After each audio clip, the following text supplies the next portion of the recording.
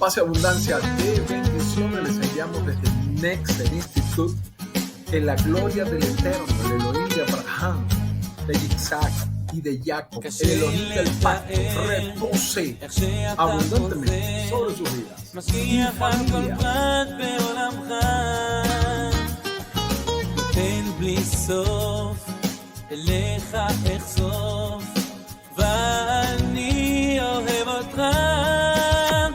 אתה ניסי ומנוסי ונקדוסי ביומך אתה רופא, אתה מרפא, אתה צרפא, אתה עזרא בידיו כדרוכי בבישה והעירה ועם רוחי גביעתי עשן לי ולא יראה. Bienvenidos una vez más. Vamos a estudiar esta semana, esta enseñanza la hemos colocado por título Detrás de la historia. En la tradición, esta porción de la Torá lleva por título Toldot, generaciones, o la historia de las generaciones. Pero nosotros le hemos colocado detrás de la historia.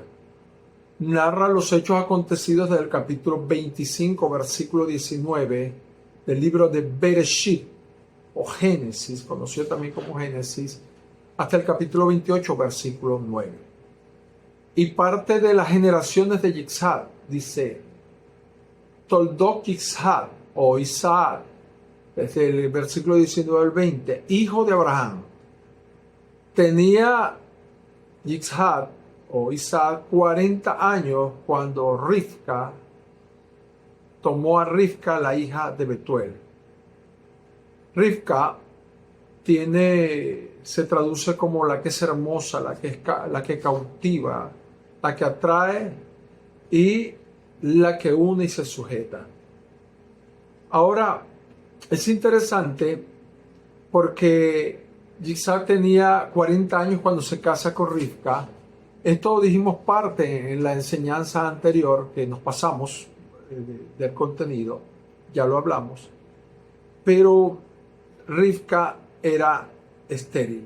Y si hay dos vidas que se parecen mucho en su trayectoria, es la de Isaac y la de Abraham, porque ya la vida de Jacob fue un patrón diferente, pero los patrones son muy similares entre la vida de Isaac o de Isaac y de Abraham, nuestro padre.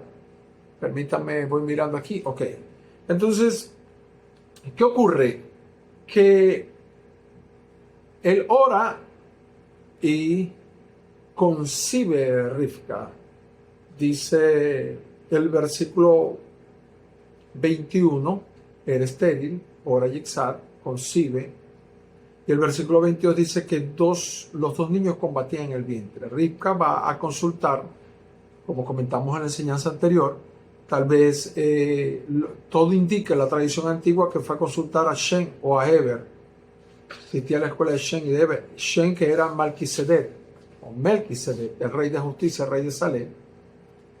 Y el Eterno le habló y le dijo que en su vientre no solo habían dos niños, habían dos naciones, que una sería más fuerte que la otra, pero que la mayor, la que es más fuerte, terminaría sirviendo, rindiéndose a la menor. Esta encierra una de las más grandes profecías con implicaciones escatológicas y redentivas que se encuentran en la Escritura.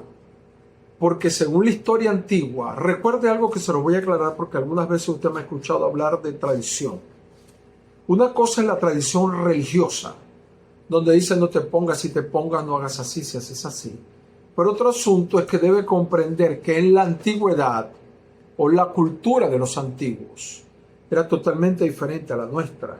La historia se entretejía con la tradición, porque de hecho la historia se contaba oralmente. Y para ellos la tradición era una forma de entender la realidad y de entender esa historia. Para nosotros la tradición es un cuento, pero en realidad no es así. En la antigüedad, historia era tradición y tradición era historia. No era estrictamente una ciencia de historia. Era un registro que estaba ligado a lo cultural, estaba ligado a lo espiritual, estaba ligado a propósito. Entonces comprenda eso. De acuerdo a los antiguos, estos dos niños, de los cuales nos narra también la escritura que nació primero Esab, dice el versículo 29 al 31, el rojizo, y luego Jacob agarrando su talón. Por eso se le colocó Jacob, sustituto, el que suplanta. De acuerdo a los antiguos, las dos naciones eran Esab, Roma, y Jacob, Israel. Ahora, es interesante porque hay esta documentación antigua que narra acerca de que un hijo de un descendiente de Esab, Cefo, fue uno de los fundadores de Roma. De Israel tenemos el detalle en la escritura de cómo surge Israel, sobre todo a partir de la enseñanza próxima, cómo surge de las 12 tribus de Jacob, que se le cambia el nombre Israel a su encuentro con el ángel del Eterno. Y se le ratifica en el capítulo 35 el propósito que antes se le habló a Abraham, se le habló a Yitzhak, como lo vamos a tratar, de que él sería una nación y una asamblea de naciones, que todas las naciones de la tierra serán benditas. Esto no es una palabra suelta ni a la locura, porque para tapar la verdad escritural y el propósito de Elohim para la humanidad, y hago un paréntesis, si usted cree al propósito de Elohim y lo que está escrito, maravilloso, ganancia para usted. Y si usted no cree al propósito de Elohim y a lo que está escrito, lamentable para usted, pero se cumplirá. O sea, el hecho de que usted crea o que no crea, esto se cumplirá. Entonces, lo que está escrito, lo que ha sido narrado, lo que allí está registrado, el génesis de todo el asunto, se cumplirá. Allí tenemos entonces a estas dos naciones en el vientre de Rivka, combatiendo ya desde que eran unos fetos. Israel está claramente delineado en la escritura. Se le promete a Abraham que su descendencia sería para bendecir a la tierra. En Jacob, a las familias de la tierra. En Jacob se le da una forma, una estructura jurídico-profética de 12 tribus, que debe ser respetada aunque las tribus no existan, debería ser respetada. Aunque las tribus no sean visibles actualmente, están mezcladas con las familias de la tierra. Luego se le sacó de Egipto, donde también se le indicó a Abraham en Génesis capítulo 15, que entrarían para ser esclavos. Y cuando se le sacó de Egipto, se le llevó al Har Sinai, capítulo 19 de Éxodo, y se le reiteró y se le definió de manera más clara la misión de su existencia. Se les dijo: vosotros seréis, esta es tu misión, un reino de sacerdotes y de gente santa. El sacerdote es un intermediario entre Elohim y los hombres. Israel no iba a ser intermediario para sí mismo, sino para una humanidad perdida. Y ya usted conoce el resto de la historia hasta el día de hoy, la apostasía de Israel, como incluso los mismos rabinos de la antigüedad hablan de que el Eterno les profetiza en la Torah lo que había de acontecer, lo que está pasando al día de hoy. El Israel producto de la apostasía, y el Israel verdadero es precisamente el que no se ve en cámaras, es un Israel del remanente, es un Israel de los adoptados en las naciones, es un Israel, el Israel de los Anusim, de los que fueron los así llamados judíos marranos que huían de la Inquisición española en 1492. El Israel de las tribus perdidas mezcladas con las naciones. Ese es el Israel que no se ve, es el Israel del que no se habla, el Israel que no aparece en las noticias, pero es el Israel que nace de esta palabra, de estas dos naciones en el vientre. Así que el cierre de la historia será que esta nación más fuerte que surge de Esab se doblegará a través del máximo representante del Israel de Elohim, se doblegará a la nación aparentemente más débil. Ese representante es Yeshua. Hay otro asunto que quiero destacar también importantísimo, y es que dice la Escritura que cuando, acá, versículo 26, que Yitzhak tenía 60 años cuando nacieron Esab y Jacob. Y recuerde que cuando tomó a Rivka tenía 40 años de edad, el versículo 20 del capítulo 25. Hay una parábola del capítulo 18, versículos 1 al 8, y Yeshua comienza diciendo, esto habló sobre la necesidad de orar y no desmayar. Y esta es una de las herramientas más poderosas que usted tiene para poder cumplir con el propósito. Primero, usted necesita dar el conocimiento bíblico, que los mandamientos y la palabra de Elohim se haga parte de su proceso de pensamiento. Basado en eso, usted desarrollará Binah, Tebuná, Jokmah, inteligencia, Binah y Tebuná, y sabiduría, Jokmah, el nivel más alto. Y la herramienta para la acción, para que todo lo que parece imposible se haga posible, para que lo intangible se vuelva tangible, para que la idea, el concepto, el plan que el Eterno coloca en la neshama y en la mente, en el alma, en la mente, venga a la realidad, se llama emuná. Y está fundamentado en el Da'at, está fundamentado en la Escritura. Entonces, pero para que esto sea posible, para que la emuná se convierta en una herramienta efectiva, para que las cosas sean concretadas, es necesario acompañarlo de oración incesante. El Eterno le dice a Abraham, tu descendencia será como las estrellas del cielo, como la arena a la orilla del mar. Poseerá las puertas de tus enemigos. En tu descendencia serán benditas todas las familias de la tierra. Pero le trae una esposa estéril. ¿Para qué? No solo para que ejerza la emuná, la fe, sino para que ejerza una vida de oración. La oración nos eleva en el nivel espiritual. Y cuanto más resistencia tiene la oración, cuanto más batalla involucra la oración, mayor crecimiento y estatura adquiriremos nosotros, que somos los originarios de la oración. Entonces, la oración es un arte y una ciencia, una realidad espiritual que nos conecta con Elohim. Y no es tan simple como solo decir, lo creí, lo pensé. Pues algunos eruditos modernos de las ciencias de la conducta, me levanté, medité 10 segundos, lo pensé, lo creí y actué. Pues no, la oración es un canal de conexión continuo con Elohim y ese canal implica batalla, implica resistencia, una resistencia que se traduce en ataques espirituales que golpean contra nuestra alma para traer desánimo, confusión, enfriamiento, de división, para hacernos detener, para hacernos errar en el camino. Pero hay que persistir. En Lucas 1, 18, 1 al 8, plantea Yeshua una parábola sobre un juez que ni temía a Elohim ni respetaba a hombre, pero una viuda venía de continuo y le pedía que le hiciera justicia. Que se cumplan las cosas conforme a lo que está escrito en relación con mi vida. Justicia. Y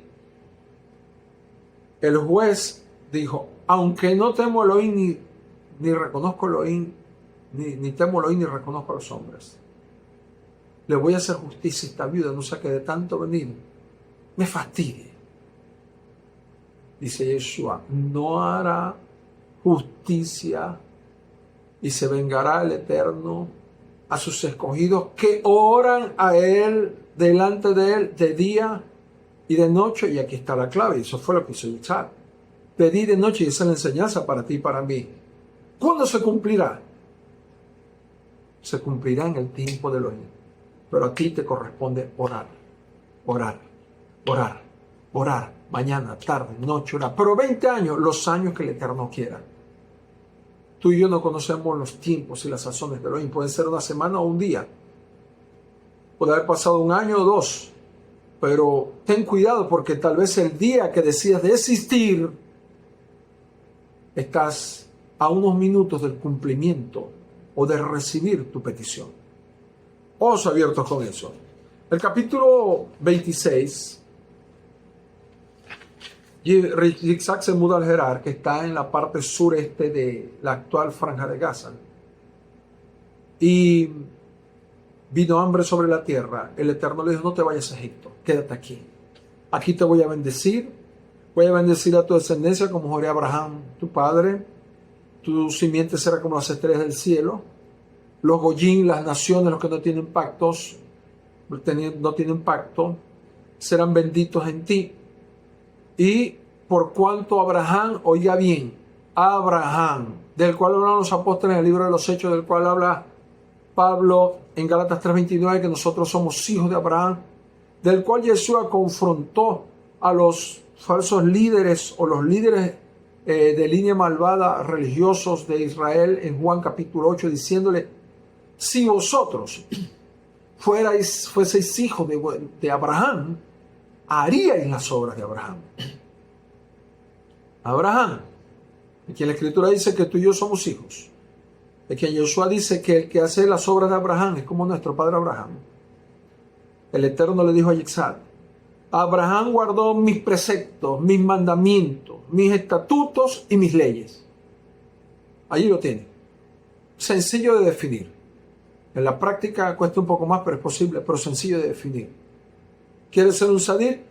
Guarda los preceptos, los mandamientos, los estatutos y las leyes. No la religión, sino todo esto que el Eterno está indicando. Y hubo inconvenientes luego porque Rivka era una mujer muy hermosa y él no había dicho que era su esposa, sino que era su hermana. Vieron a Rivka, a Yitzhak cortejando la intimidad, cercano a la intimidad con Rivka. Lo llamó a Abimelech y le dijo, mira, ¿qué hiciste? No, es que tuve temor por causa de que me fueran a querer hacer daño por mi esposa. Y decretó a Abimelech que cualquiera que se acercara a esa mujer sería muerto. Bendeciré a los que te bendigan, a los que te maldigan, maldeciré. Abraham, no temas, yo soy tu escudo. Sí, son promesas que también se cumplen en nuestras vidas. Así Yitzhak, que era un empresario y un sadí, el ser un sadí no te aleja del dinero.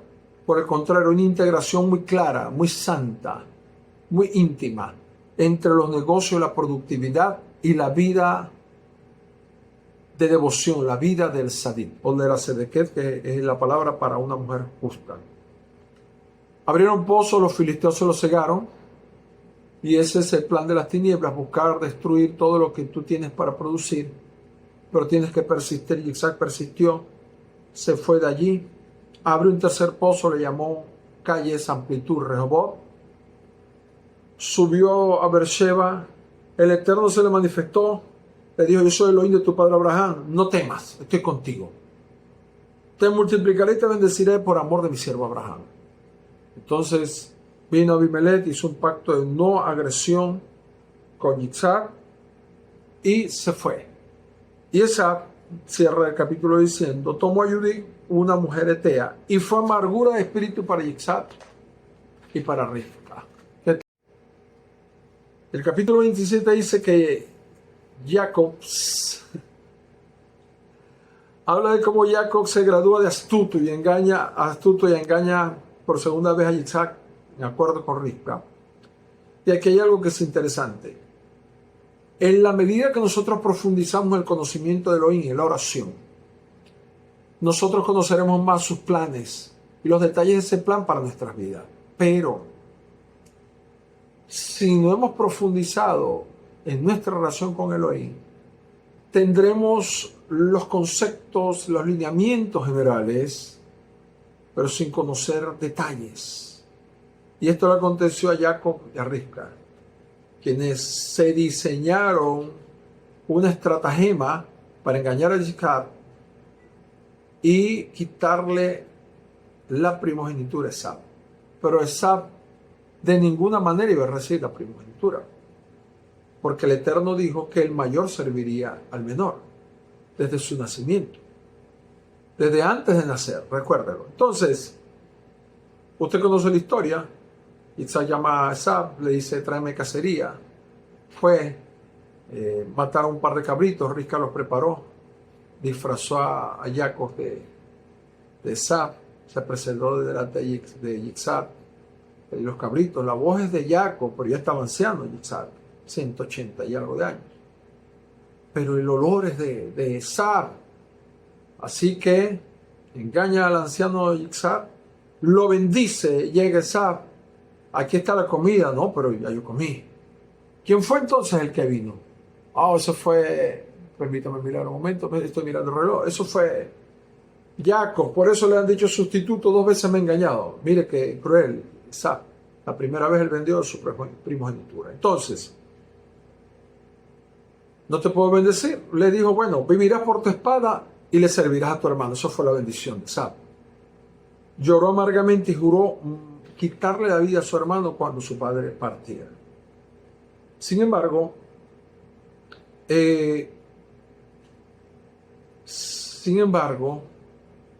fíjense lo que ocurrió. Rivka determina enviar a Yitzhak, a Jacob, a casa de su hermano Labán, para librarle de este peligro.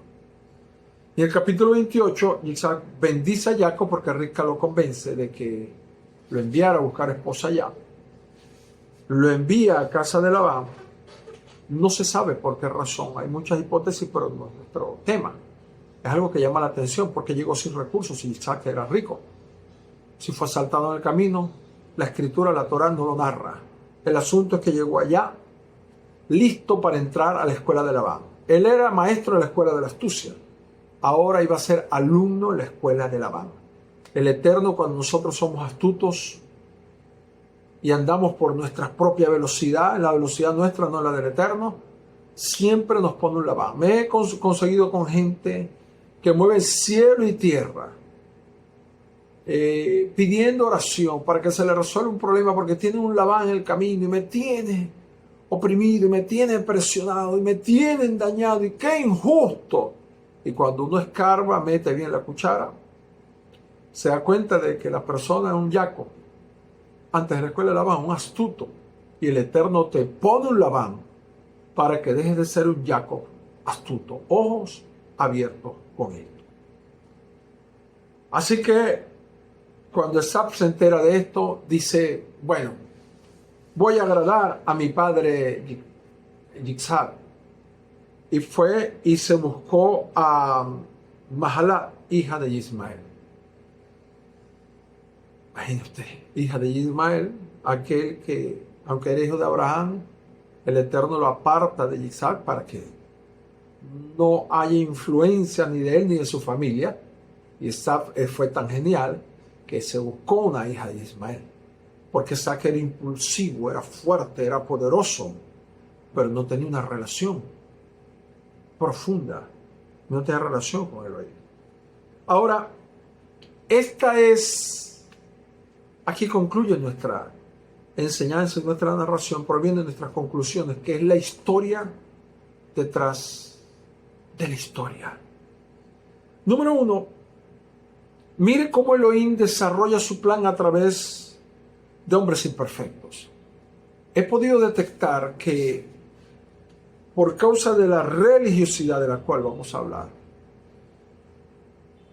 muchas personas, sobre todo cuando van llegando a una edad más adulta, 45, 50, 55, 60 años, y no logran ciertas cosas, esto sobre todo en este tiempo en el cual estamos en una transición, cerrando la edad presente, una transición entre una fase del Imperio Romano y su fase final. Estamos entrando en la fase final del Imperio Romano. Estamos en una transición entre un sistema global, estamos en una transición de un sistema económico, comercial, financiero, que ya está extinto, fundamentado en una moneda fiat para entrar a una moneda cuántica que es el clímax de la alquimia financiera, dinero de la nada, para el Imperio Romano, no para usted, ni para mí. Nosotros tenemos que tener el dinero trabajando, cada cual sea nuestro trabajo. El Imperio Romano lo hace de la nada y lo hace saqueando y esclavizando y oprimiendo. Bien, entonces dice, O me consigo con mucha gente y uno mismo lo ha experimentado, es que no hice esto, no hice aquello, y empieza uno a buscar al detalle lo malo que uno ha sido, lo defectuoso que uno ha sido, el tiempo que perdí, lo que no hice allá, lo que no hice aquí, y eso lo que produce es dolor y frustración. He hablado de continuo con amigos, con personas, con mi esposa, para reiterar y también para exhortar que hay que dejar de ser tan despiadado con uno mismo. Cuando Jacob se presenta delante del faraón de Israel y le pregunta qué edad tiene, 137 años, pocos y malos. Dicen los sabios y rabinos de la antigüedad que por causa de esto el Eterno le restó años de vida por haber dicho que sus años habían sido malos. Probablemente no. Pero el punto es que si tú en el pasado hubieses sabido qué hacer, no habrías cometido los errores que cometiste. Deja de ser tan despiadado contigo mismo y de estar invirtiendo tus días y tus horas en buscar cuán malo fuiste para castigarte de continuo con culpabilidad. La culpabilidad lleva a la destrucción. La tristeza que viene de Elohim lleva al arrepentimiento y dice, esto hice malo, pero ya yo no soy esa persona, ya yo no hago esto. Pero tampoco permitas que otras personas vengan a acusarte, a minimizarte, a hacerte daño. Ayer Elohim usó hombres imperfectos, un Jacob que viene a ser un patriarca luego, engaña a su papá, engaña a su hermano, se pone de acuerdo con su mamá, arman un complot. Y es contado luego como un hombre santo. ¿Qué les parece? Un hombre santo. Es que tengo que ser como Jacob para llegar a ser un hombre santo. No. Lo que el Eterno nos está mostrando es que Él te transforma eso para que llegues a ser un Israel, un hombre santo, una mujer santa. La religiosidad no nos permite ver la belleza que Elohim colocó en nuestras vidas, no nos permite ver cómo Él nos quiere llevar al modelo original, no nos permite percibir su amor. Muchas veces, lo digo por mí mismo, cuando te dice, sí, gloria a Dios, gloria al Eterno, aleluya, bendito Elohim, por dentro, tu Yetzer Hara te dice, Elohim no te ama, mírate. Esos días en los cuales no llegan mensajes de texto, esos días en los cuales le escribes a amigos que antes eran cercanos a ti porque estabas en el top o creías estar en el top, o tu situación económica era otra, o tu situación académica, artística o ministerial era otra, y los mensajes llegan 2 o 3 días después, o los mensajes no llegan. Esos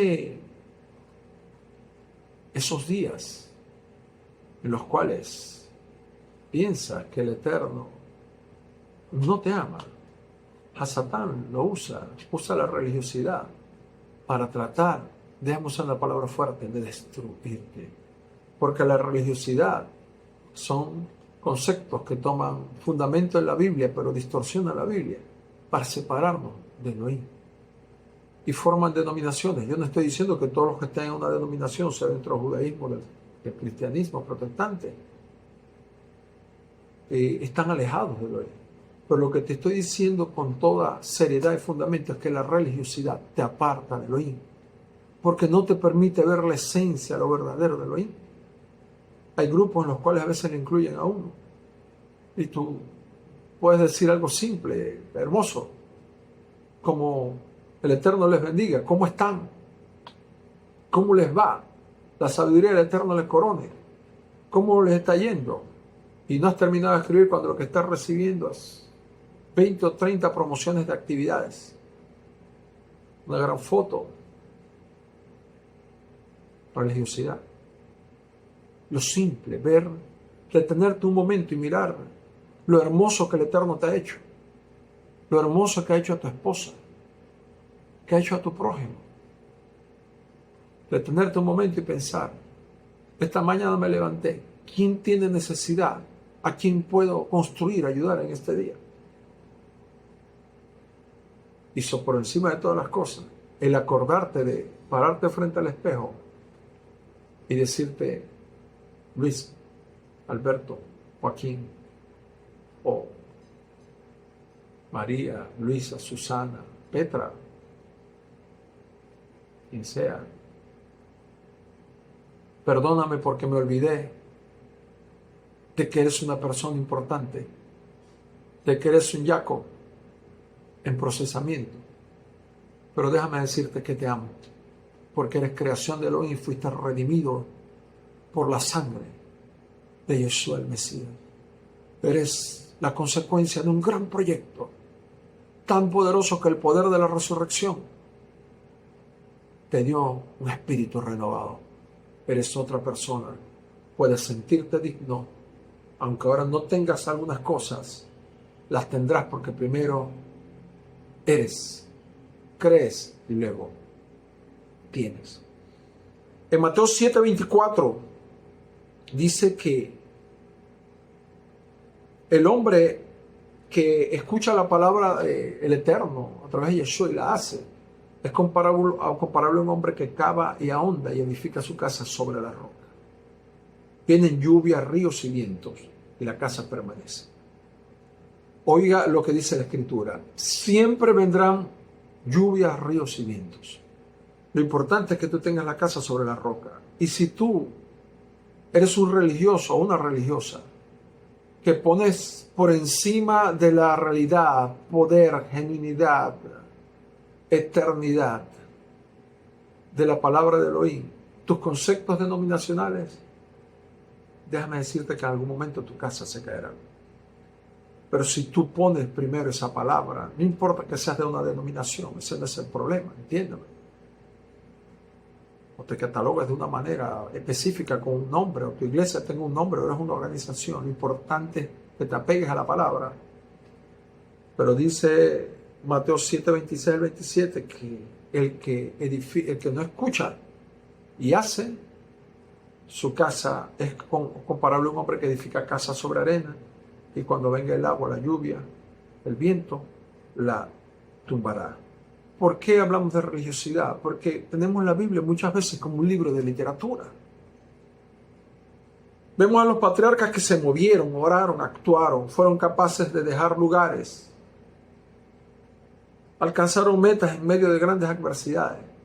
Pero nosotros somos no nacionalistas, sino nacionales. No hay nada de malo en ser nacionalista, amar tu país, donde naciste. De hecho, es bíblico serlo. Pero nosotros queremos ser redimidos de Egipto, pero sin salir de Egipto. Tráeme todo aquí, Eterno. Tráeme todo aquí. Cámbiame todo aquí. Mueve todo el reino aquí, en mi pequeño territorio. Del Eterno es la tierra y su plenitud, el mundo y los que en él habitan, porque él lo fundó sobre los mares y él estableció sobre los ríos. Si el Eterno te quiere enviar a Australia, te envía a Australia. Y si el Eterno te quiere traer a Australia para acá, también lo hará. Si el Eterno te quiere dar un lugar y que venga el viento, el agua,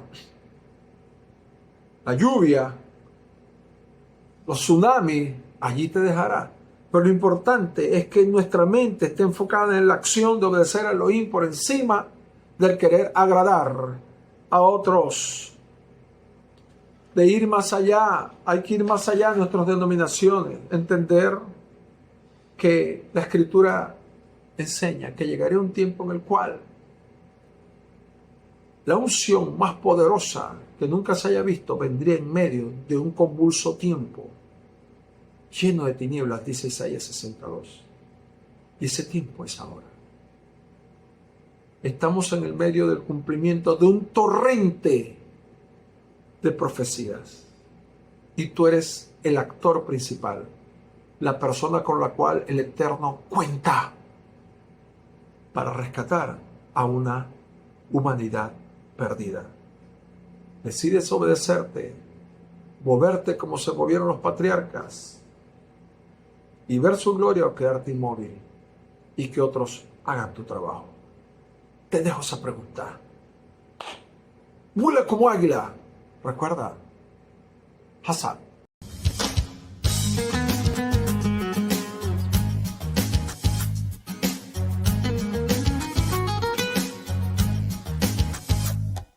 קשה לתאר איך שאתה עוזר, משגיח על כל פרט בעולמך, נותן בלי סוף, אליך אחשוף, ואני אוהב אותך. אתה ניסי ומנוסי, מנקוסי ביומך, אתה רופא, אתה מרפא, אתה צופה, אתה עזרה, בידך פקיד רוחי, בידי שלווה העירה, ועם רוחי גביעתי, השן לי